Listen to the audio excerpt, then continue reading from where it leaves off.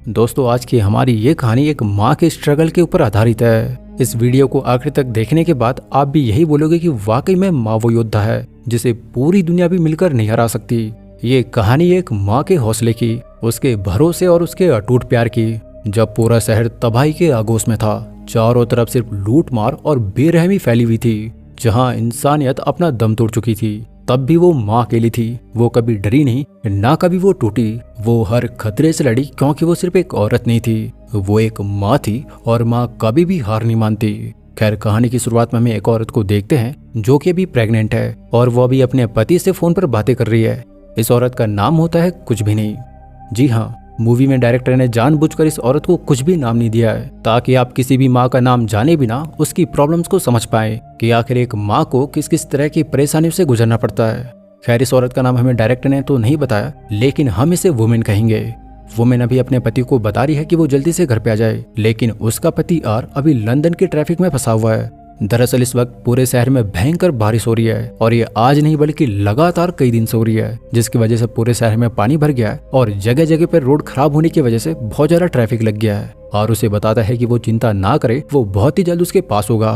पति से बात करने के बाद वुमेन अब बोर हो जाती है और वो टीवी देखने लगती है, लेकिन कुछ ही देर में उसके घर की लाइट भी चली जाती है। वुमेन देखती है कि लगातार बारिश होने की वजह से अब उसके घर के दरवाजे के नीचे से भी पानी घर में आने लगा है। वो उस पानी को किसी तरह रोकने का प्रयास करती है, लेकिन पानी नहीं रुक रहा। पानी उसके पूरे कमरे में भरने लग गया है। यही नहीं कि इसी वक्त उसे लेबर पेन होना भी शुरू हो जाता है। वो दर्द के मारे हिल भी नहीं पा रही है और काफी सारा पानी उसके कमरे में भर गया है। वुमेन अपने पति को कॉल करती है ताकि उसे ये सब बता पाए, लेकिन उसका पति कॉल नहीं उठाता। जिसके बाद वुमेन अब एम्बुलेंस को कॉल करती है, लेकिन एम्बुलेंस भी काफी बिजी है क्योंकि शहर में हर तरफ पानी भरने की वजह से काफी अफरा तफरी का माहौल बना हुआ है। वुमेन कुछ भी नहीं कर पा रही है और तभी एकदम से पानी उसके घर की खिड़की तोड़ अंदर घुस जाता है, मानो कि जैसे यहाँ पर कोई बाढ़ आ गई हो। वुमेन पानी में डूबने लगती है और वो बेहोश हो जाती है।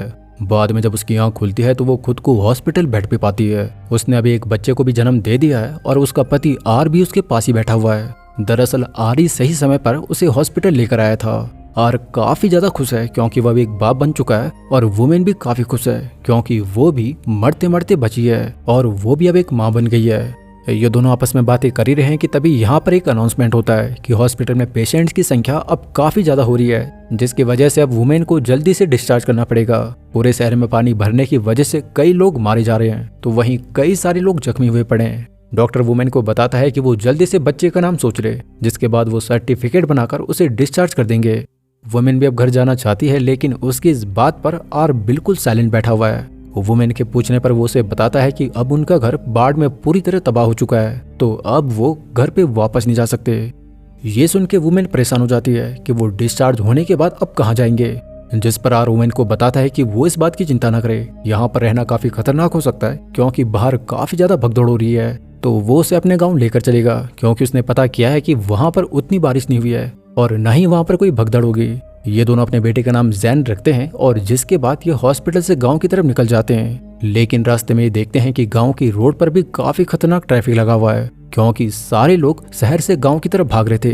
अब गांव में भगदड़ ना हो इसलिए जगह जगह पर पुलिस भी लगी हुई है। यहाँ पर पुलिस सिर्फ उन्हीं को गाँव में जाने की परमिशन दे रही थी जो कि गाँव में रहता हो या फिर जिसका कोई रिलेटिव गाँव में हो। पुलिस आर की गाड़ी को भी रोक देती है और पुलिस वाला उसे भी यहाँ से वापस जाने को कहता है। और पुलिस वाले को कहता है कि वो प्लीज उसे जाने दे क्योंकि उनके पास अब कोई भी घर नहीं है। उनके साथ उनका एक बच्चा भी है और वो बचपन से यहीं पर पला बढ़ा है। उसके माता पिता अभी भी यहीं पर रहते हैं और उसे अपनी आईडी भी दिखाता है, लेकिन फिर भी वो पुलिस वाला काफी जिद्दी होता है और वो उसे गाँव जाने से मना कर देता है। लेकिन फिर जब वो देखता है कि उनकी कार की पिछली सीट पर उनका बच्चा भी बैठा हुआ है, तो अब जाकर वो इन्हें जाने देता है। अब जब आर अपनी पत्नी वुमेन को लेकर अपने पेरेंट्स के घर पे पहुंचता है, तो उसके पेरेंट्स उसे देखकर काफी ज्यादा खुश होते हैं। आर की माँ उसे बताती है कि उन्होंने पहले से ही कई दिनों का खाना स्टोर करके रखा हुआ है, इसलिए यहाँ पर खाने पीने की कोई भी कमी नहीं होने वाली है। अब जैसे ही आर और वुमेन खाना खाना बैठते हैं, तो तभी यहाँ पर एक औरत आ जाती है जो कि आर की माँ से खाना लेने के बाद चुपचाप यहाँ से निकल जाती है। और हमें पता लगता है कि इस औरत का बेटा कुछ दिन पहले ऐसे ही खाने लेने बाहर गया हुआ था, लेकिन वो फिर कभी वापस नहीं आया। बाद में पता लगा कि उसका बेटा भगदड़ में मारा गया और अब वो औरत इस दुनिया में बिल्कुल अकेली है। उसका न कोई पति है और न ही अब कोई बेटा। खैर, आर और वुमेन को अब रहने के लिए घर मिल चुका था। वो खुशी खुशी इस घर में रह भी रहे थे कि तभी एक दिन टहलते वक्त उन्हें पास में एक दूसरा घर दिखता है और ये घर आर और वुमेन को काफी पसंद आता है इसके बाद ये दोनों फैसला करते हैं कि वो अब इस घर को सही तरीके से मरम्मत कर अब इसी घर में रहेंगे, क्योंकि ये घर दिखने में काफी अच्छा है। दोस्तों, अब कहानी में आगे बढ़ने से पहले मेरी आपसे एक छोटी सी रिक्वेस्ट है कि प्लीज आप मेरी इस वीडियो को लाइक कर मेरे इस चैनल को सब्सक्राइब कर मेरा सपोर्ट करें। आपका ये सपोर्ट ही मेरी सबसे बड़ी ताकत है और इसी से मुझे हौसला मिलता है कि मैं आपके लिए सबसे बेहतरीन वीडियो लाता रहूं। आगे अब इनका पूरा परिवार इस नए घर में शिफ्ट हो जाता है।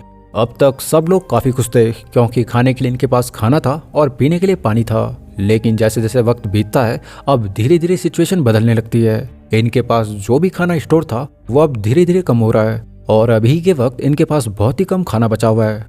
वहीं दूसरी तरफ न्यूज में सुनते हैं कि सरकार दावा कर रही है कि उन्होंने जगह जगह पर इंसानों के लिए शेल्टर बनाए हुए हैं। जो भी इंसान परेशानी में है या फिर जिसके पास अपना घर नहीं है वो उन शेल्टर्स में जाके रह सकता है, क्योंकि उनके लिए वहां पर खाना भी उपलब्ध है। लेकिन इसमें भी एक परेशानी की बात है कि सरकार द्वारा जितने भी शेल्टर लगाए गए हैं वो सब समुद्र किनारे ही लगे हुए हैं, क्योंकि शहर में तो जगह जगह पर पानी भरा हुआ है और ये समुद्र में नहीं जा सकते, क्योंकि वहां पर जाना किसी खतरे से खाली नहीं है, क्योंकि ना जाने वहां पर कब सुनामी आ जाए। किसी भी वक्त पानी का बहाव उन्हें बहा कर ले जा सकता है। लेकिन अब इनके पास सोचने का बिल्कुल भी समय नहीं है, क्योंकि खाना खत्म हो चुका है और इन्हें किसी भी हाल में जोखिम लेकर बाहर जाना ही होगा।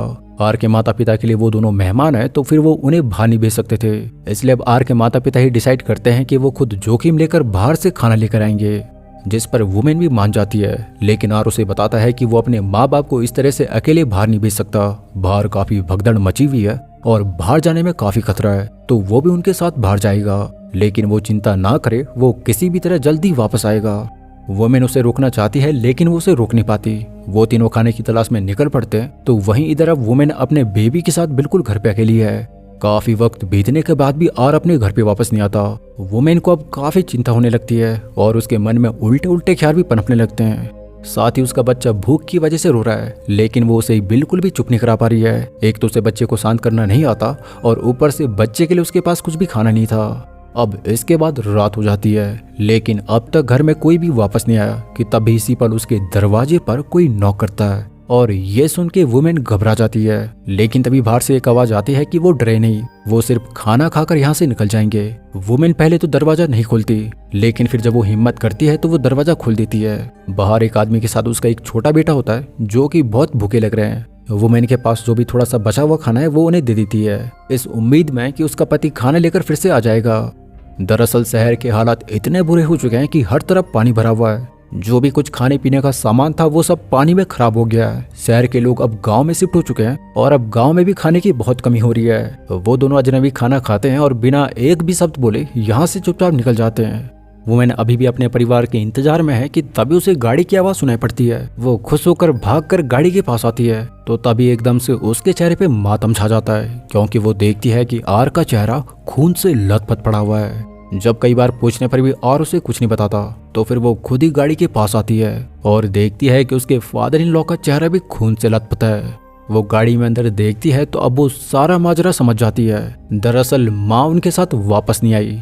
आर का रो रो के बुरा हाल है और वुमेन के पूछने पर वो उसे बताता है कि उसकी माँ जब खाना लेने गई तो फिर वहां पर काफी भगदड़ थी। खाने के लिए लोग बिल्कुल पागल हो रखे हैं। इंसान के अंदर अब इंसानियत नाम की कोई भी चीज नहीं है और उसी भगदड़ में लोगों ने उसकी माँ को कुचल दिया। उसने बहुत कोशिश की पर वो भीड़ पर काबू नहीं कर पाया, यहाँ तक कि खुद की जान बचाने के लिए उसे अपनी माँ की लाश को वहीं पर छोड़कर भागना पड़ा। एक तरफ आर का रो रो के बुरा हाल है, तो वहीं दूसरी तरफ उसके पिता का उससे भी बुरा हाल है, क्योंकि वो अपनी वाइफ से बहुत प्यार करते थे। उन्हें कभी इन हालात का सामना करना पड़ेगा उन्होंने कभी भी सोचा नहीं था। अपनी वाइफ के बिना जीना उनके लिए एक मौत के समान है। लेकिन वुमेन उन्हें संभालने की कोशिश करती है पर नाकाम रहती है, क्योंकि जैसे ही आर के पिता को मौका मिलता है वो खुद को भी गोली मारकर खत्म कर देते हैं। और अब आर पूरी तरह टूट गया है। उसने 2 दिन के अंदर अपने माता पिता को ही खो दिया है। इस मुश्किल घड़ी में वुमेन उसे संभालती है और कहती है कि अब वो एक भी दिन यहाँ पर नहीं रह सकते, क्योंकि उनके पास बिल्कुल भी खाना नहीं है। उन्हें पास के किसी शेल्टर में जाना होगा जहाँ पर और भी सर्वाइवर रह रहे हैं। लेकिन आर के हालात अभी खड़े होने लायक भी नहीं है, तो वो कहता है कि अगर वो चाहे तो वो अपने बच्चे के साथ शेल्टर के लिए निकल सकती है, क्योंकि वो अपने पेरेंट्स के घर को छोड़ के नहीं आ सकता। अब अपने पति की ये हालत देख वुमेन भी शेल्टर नहीं जाती और कुछ दिन तक वो उसके साथ इस घर में रहती है। दरअसल आर थोड़ा सा खाना लेकर आया था, तो ये कुछ दिन उसमें सर्वाइव कर जाते हैं। लेकिन फिर जब खाना खत्म हो जाता है तो अब इन दोनों को शेल्टर के लिए बाहर जाना ही होगा, क्योंकि वहीं पर इन्हें खाना मिल सकता है। अपनी बच्ची और पत्नी के लिए अब आर भी इनके साथ शेल्टर के लिए निकल पड़ता है। लेकिन वहां पहुंचने पर इन्हें पता लगता है कि यहाँ पर तो सिर्फ औरत और बच्चों को ही लिया जा रहा है। तो वुमेन अब परेशान हो जाती है क्योंकि वो आर के बिना यहाँ पे नहीं रह पाएगी। यहाँ पर खाना भी बट रहा है, लेकिन आर की बाहर जाने की हिम्मत ही नहीं हो रही है क्योंकि बाहर खाने के लिए लोग आपस में लड़ रहे हैं। तो फिर वुमेन ही बाहर जाकर खाना लेके आती है। अब वो डिसाइड करती है कि वो शेल्टर में नहीं जाएगी, वो अपने पति आर के साथ कार में ही रहकर जिंदगी काट लेगी। खाने के लिए भी वो जैसे तैसे शिकार कर अपना पेट पाली लेंगे, लेकिन बोलना बहुत आसान है। रात को जब इन्हें कार में जमा देने वाली ठंड लगती है तो अब इनकी अकल ठिकाने आ जाती है और अगले दिन आर खुद ही कह देता है कि वो दोनों शेल्टर में जाके रहे और जब तक हालात ठीक नहीं हो जाते तब तक वो बाहर उनका वेट करेगा। आर को वुमेन और अपने बच्चे की काफी चिंता है, लेकिन उसके पास कोई भी रास्ता नहीं है। वुमेन भी उसकी बात मान जाती है और इस तरह से ना चाहते हुए भी वुमेन अपने पति से बिछड़कर अब शेल्टर में रहने लगी है। यहाँ पर खाने के लिए खाना था और सोने के लिए बिस्तर भी था। किसी तरह वुमेन अपना मन यहाँ पे लगाने की कोशिश करती है क्योंकि उसे अभी भी आर की बहुत याद आ रही है। यहाँ पर रहने के लिए लड़ाई भी हो रही है तो वुमेन का इस जगह पे बिल्कुल भी मन नहीं लगता। लेकिन एक दिन उसे खाना खाते वक्त नीना नाम की एक औरत मिलती है और इस औरत का भी 5 महीने का एक बच्चा है और इसकी भी एक अलग ही कहानी है। दरअसल नीना का भी इस दुनिया में कोई नहीं है। उसका जब बच्चा हुआ तो उसका पति छोड़कर उसे भाग गया और फिर कभी भी वापस नहीं आया, जिस वजह से बच्चे की जिम्मेदारी अकेले उसे निभानी पड़ी। और अब उसे ये भी नहीं पता कि उसका पति कहाँ पर होगा। वो बहुत डरपोक किस्म का इंसान था और वो तो चाहती है कि वो जल्दी ही मर जाए। अब वुमेन भी बताते हैं कि शायद उसका पति भी अब तक मारा गया होगा या फिर वो जीवित भी हो सकता है। इन दोनों की कंडीशन बिल्कुल एक जैसी है तो इनके बीच दोस्ती हो जाती है। नीना बच्चे संभालने में काफी एक्सपर्ट है तो वो वुमेन का बच्चा भी संभाल लेती है। जब कभी भी वुमेन का बच्चा रोता तो नीना उसे चुप करा देती।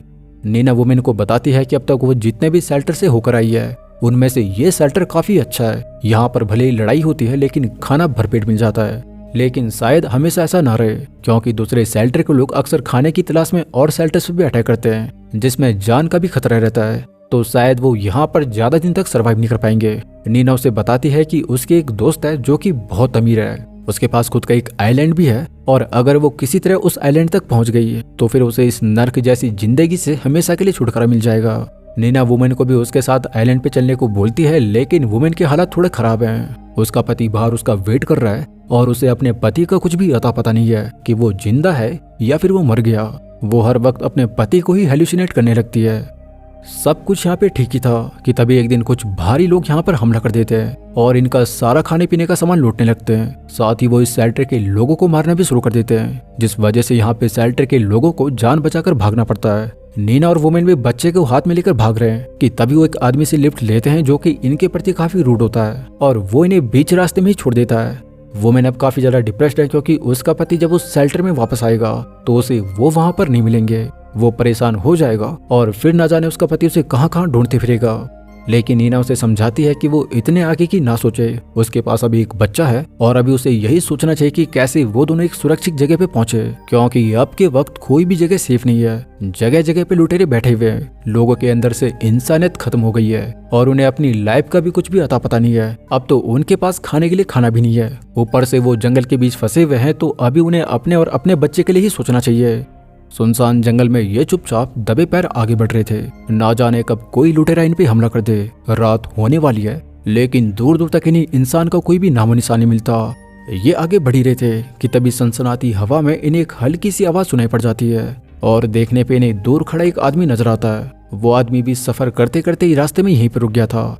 ये दोनों लड़कियां उसके पास पहुंचती है और उस आदमी के पास थोड़ा बहुत खाना भी होता है। वो बिना कुछ कहे इन्हें खाना ऑफर कर देता है। वो इंसान इनकी भूख और हालत को देख एक पल भी नहीं सोचता, बस वो खाना उनके सामने रख देता है। नीना और वुमेन उसकी तरफ देखती है, थोड़ी हैरान, थोड़ी थकी हुई, क्योंकि अब के वक्त किसी के भी अंदर इंसानियत नहीं बची है। लोग एक दूसरे को खाने के नाम पे मार काट रहे हैं, लेकिन यह आदमी उनके लिए इतना सब कुछ कर रहा है। ये दोनों रात वहीं पर गुजारते हैं और नीना उस आदमी को बताती है कि मेरी एक दोस्त है, वो एक आइलैंड पे रहती है और मैं उसके पास जाना चाहती हूँ, लेकिन मुझे ये नहीं पता कि वो आइलैंड किस तरफ पड़ता है। अब वो आदमी इस पर एक हल्की सी सांस लेकर कहता है कि तुम नॉर्दर्न पियर की तरफ जाओ, क्योंकि वहां से बोट्स आती जाती रहती है और वो भी बोट से ही यहाँ पर आया था। शायद उसे कोई बोट वहां पर मिल जाए और उसे आइलैंड तक छोड़ दे। रात को ये तीनों आग जलाकर वहीं पर बैठकर थोड़ी ड्रिंक भी करते हैं। माहौल थोड़ा खुल जाता है और फिर वो आदमी भी अपनी एक बेहद दर्दनाक कहानी सुनाता है। वो कहता है कि मैं भी अपनी फैमिली के साथ गाड़ी में था, हम एक पुल को पार करने जा रहे थे और वो ब्रिज पैदल चलकर ही हमें पार करना था। मैं तो किसी तरह उसे पार कर गया, लेकिन मेरी फैमिली जब पीछे आई तो अचानक से वो पुल टूट गया और मैंने पूरा परिवार एक झटके में ही खो दिया। उन सब की लाश पानी में बह गई और उसके पास उन्हें बचाने का कोई भी रास्ता नहीं था। बेचारा ये बताते बताते उस आदमी की आवाज भी कांपने लगती है और वो वहीं पर रोना शुरू कर देता है। नीना और वुमेन उसे चुपचाप देखती रहती है और अब कहीं ना कहीं उनकी आंखों में भी डर और दुख दोनों भर जाते हैं। दोनों के पास अपने एक नवजात बच्चा है और पति का दूर दूर तक कोई अता पता नहीं है। अब जैसे ही सुबह होती तो वो आदमी चुपचाप यहाँ से निकल जाता है और अब सिर्फ नीना और वुमेन ही वहां पर बचती है। ये दोनों भी अब निकल पड़ते हैं उसी नॉर्दर्न पियर की ओर समुद्र की तलाश में। कई किलोमीटर चलने के बाद आखिरकार ये एक समुद्र के किनारे पे पहुंचती है। ये दोनों वहीं पर बैठ जाती है उस बोट का इंतजार करते हुए जिसकी उम्मीद उसे उस आदमी ने दी थी। घंटों बीत जाते हैं लेकिन इन्हें कोई भी बोट नजर नहीं आती। अब दोबारा से शाम होने को आई है लेकिन कोई भी रास्ता नजर नहीं आता। लेकिन नीना को अब भी उम्मीद है कि कोई ना कोई बोट यहाँ पे जरूर आएगी। अब रात हो जाती है। वो दोनों उस किनारे पे ही सोने की कोशिश करते हैं लेकिन अगली सुबह वुमेन को दूर से किसी बोट की आवाज सुनाई पड़ जाती है। वो नीना को उठाती है और दोनों मिलकर उस बोट को आवाजें लगाते हैं। वो अपना हाथ हिलाती है और काफी मशक्कत करने के बाद आखिरकार वो बोट उनकी तरफ आ जाती है और फिर ये दोनों उसमें सवार होकर उस आइलैंड की तरफ निकल पड़ती है जहाँ पर नीना की दोस्त रहती है। आइलैंड पे पहुंचते ही नीना की दोस्त उसे मिल जाती है और वो नीना को जिंदा देख बहुत खुश होती है। नीना भी उससे मिलकर काफी खुश है लेकिन वुमेन उसका मन कहीं ना कहीं अभी भी खोया हुआ है। उसकी आंखें बताती है कि वो आर को बहुत मिस कर रही है। वो उस पल को याद करती है जब वुमेन की पहली बार आर से मुलाकात हुई थी और इन दोनों की मुलाकात काफी इंटरेस्टिंग थी। आर ने पहली नजर में उसे डेट के लिए पूछ लिया था और वुमेन उससे इतनी इंप्रेस हो गई थी कि वो उसे मना तक नहीं कर पाई थी। धीरे धीरे एक दूसरे के करीब आ गए और बहुत ही जल्द दोनों में प्यार भी हो गया। वुमेन के माता पिता की मृत्यु हो चुकी थी और वो पहले ही अकेली पड़ गई थी लेकिन आर के साथ उसे एक नई जिंदगी जीने की उम्मीद मिली थी। तब वो प्रेग्नेंट भी हो गई और अपने माता पिता की मौत का गम वो ठीक से मना भी नहीं पाई। अब कहानी दोबारा से वर्तमान में लौटती है जहाँ पे वुमेन अब नीना के दोस्त के घर पे है। नीना खुश है कि वुमेन उसके साथ यहाँ पर आई। ये जगह बिल्कुल सुरक्षित है और खाने की भी यहाँ पे कमी नहीं है। लेकिन ना जाने क्यों वुमेन का दिल बहुत बेचैन है। वो नीना से कहती है कि मेरी जिंदगी में दुख ही दुख रहे, पहले मेरे पेरेंट्स, फिर आर के पेरेंट्स और अब आर खुद। अब तो मौत का ख्याल भी डराने लगता है। इतना कहकर वुमेन समुद्र के किनारे पे बैठ जाती है, अकेली, बिल्कुल शांत, जैसे कि मानो उसके मन में बहुत कुछ चल रहा है। तभी वहां पर नीना की फ्रेंड की मॉम आती है और वो उसे समझाती है कि कुछ चीजें हमारी जिंदगी में इतनी तेज होती हैं कि हम उन्हें पकड़ ही नहीं पाते, लेकिन अगर तुम उन लम्हों में अटक कर बैठ जाओगी तो जिंदगी में कभी आगे नहीं बढ़ोगी। बीता हुआ कल कभी भी फ्यूचर नहीं बना सकता। उसे अभी अपने बच्चे और अपने बारे में ही सोचना चाहिए। लेकिन वुमेन कुछ नहीं कहती। वो बस उसकी बातें सुनती रहती है क्योंकि कोई भी यहाँ पर उसके पति के बारे में बात नहीं कर रहा। सबको लग रहा है कि वो मारा गया होगा और यही बात उसे अंदर ही अंदर खाई जा रही थी। वो अब अपने सारे कपड़े उतारती है और समुद्र में उतर जाती है, शायद उस सुकून की तलाश में, उस वक्त को याद करते हुए जब वो अपने घर में आर के साथ बहुत खुश थी। थोड़ी देर बाद वो फिर से वापस आती है लेकिन बिल्कुल नई बनकर, और आते ही वो सबको कहती है कि ये जगह मेरे लिए नहीं है, मुझे वापस जाना होगा, मुझे आर को ढूंढना है किसी भी कीमत पर, मैं उसके बिना नहीं रह पाऊंगी। नीना की दोस्त की मॉम कहती है कि तुम अकेले यहाँ से नहीं जा पाओगे, मैं तुम्हें बोट से सड़क तक छोड़ दूंगी, लेकिन सोच लो वहां से आगे का रास्ता बिल्कुल भी आसान नहीं होगा। लुटेरों का डर, जंगली जानवरों का डर, और जब उसे भूख लगेगी तो उसके पास खाने के लिए खाना भी नहीं होगा। लेकिन वुमेन जवाब देती है कि मैं खुद से लड़ना जानती हूँ, मुझे पता है कि मैं अकेली भी सरवाइव कर लूंगी। इतना कहकर वो फिर से नीना के पास आती है जो कि वहीं किनारे पे बैठी हुई है। नीना उसे कहती है कि प्लीज वो उसे छोड़कर मत जाओ, और अब तो वो बहुत अच्छे दोस्त भी बन गए हैं। तुम्हारे बिना मेरा मन यहाँ पे बिल्कुल नहीं लगेगा, मैं तुम्हारे बिना अधूरी हूँ। नीना की आंखें नम हो जाती है, लेकिन वुमेन अब पूरी तरह ठान चुकी है। वो नीना को किस कर उसे गले से लगाती है और फिर बिना पीछे देखे यहाँ से निकल जाती है। नीना की फ्रेंड की मॉम उसे नाव में बिठाकर सड़क तक छोड़ देती है और अब वुमेन का अकेला सफर शुरू होता है। जंगल का रास्ता और भूख से बेहाल, सामने मरे हुए जानवर मिलते हैं। उसके पास खाने को कुछ भी नहीं होता तो वो उन्हें पकाकर खाती है क्योंकि उसके पास कोई भी रास्ता नहीं बचा है। चलते चलते आगे उसे एक गाड़ी दिखती है जिसके पास एक औरत खड़ी है। वुमेन उसे कहती है कि प्लीज वो उसे थोड़ा आगे तक छोड़ दे, लेकिन ये औरत काफी ज्यादा रूड है तो वो वुमेन को बिल्कुल भी भाव नहीं देती। तभी उस औरत का पति भी यहाँ पर आ जाता है और माहौल और भी अजीब हो जाता है। उसका पति वुमेन की मदद करना चाहता है लेकिन वो खड़ूस औरत उसे भी चुप करा देती है। वुमेन समझ चुकी है कि सरवाइव करने के लिए अब उसे खुद ही कुछ करना पड़ेगा, तो वो अपने बच्चे को उठाती है और बड़े शातिर तरीके से वो उन दोनों की कार चुराकर यहाँ से भाग जाती है। काफी दूर जाने के बाद उसे कुछ लोग मिलते हैं जो कि कहते हैं कि अगर तुम्हारे पास आईडी है तो काम करो और खाना पाओ। वुमेन इसके लिए मान जाती है क्योंकि पेट पालने के लिए उसे कुछ ना कुछ करना ही पड़ेगा। वो वहां पर काम करती है और एक शेल्टर जैसी जगह पर रहने लगती है। यहीं पर वो कुछ दिन अपने बच्चे को पालती है, लेकिन दिल में अभी भी आर की यादें जिंदा है। वो जानती है कि ये जगह उसके लिए नहीं है। इसीलिए एक दिन वुमेन अपना सारा काम छोड़कर दोबारा अपने शहर लंदन वापस आती है और हम देखते हैं कि लंदन शहर पूरी तरह बर्बाद हो चुका है। हर जगह पानी ही पानी फैला हुआ है। सरकार पानी को निकालने की पूरी कोशिश कर रही है, लेकिन सब कोशिशें बेकार है। वुमेन सीधा अपने पुराने घर पे आती है और देखती है कि उसका घर पूरी तरह टूटा पड़ा हुआ है, लेकिन उसे रहने के लिए इस घर को फिर से साफ करना ही होगा। उसे आर की अभी भी बहुत याद आ रही है, लेकिन उसका दिल कहता है कि आर अभी भी जिंदा है। वो सफाई कर ही रही है कि तभी उसके पीछे से उसे एक आवाज सुनाई पड़ती है। ये आवाज कुछ जानी पहचानी भी लग रही है। वो धीरे से जब पीछे मुड़कर देखती है तो ये उसका खुद का पति आर होता है। जी हाँ, उसके विश्वास की आखिरकार जीत होती है। जब सबने उसे कहा कि वो यहीं पर रुक जाए क्योंकि उसका पति अब तक मारा गया होगा, तब भी उसके दिल में कभी भी ये ख्याल नहीं आया कि ये सच हो सकता है। उसके दिल में हमेशा से था कि वो अपने पति से एक दिन जरूर मिलेगी और आखिरकार उसके विश्वास की जीत हुई। लेकिन सोचो, अगर उसने वो जोखिम ना लिया होता तो क्या ये मुलाकात हो पाती? बिल्कुल भी नहीं। उसने दुनिया भर की परेशानियां झेली, अपने प्यार को पाने के लिए उसने जोखिम लिया और आखिरकार वो उसे मिल गया। वुमेन आर को अपने गले से लगा लेती है और इसी के साथ इस कहानी का अंत हो जाता है।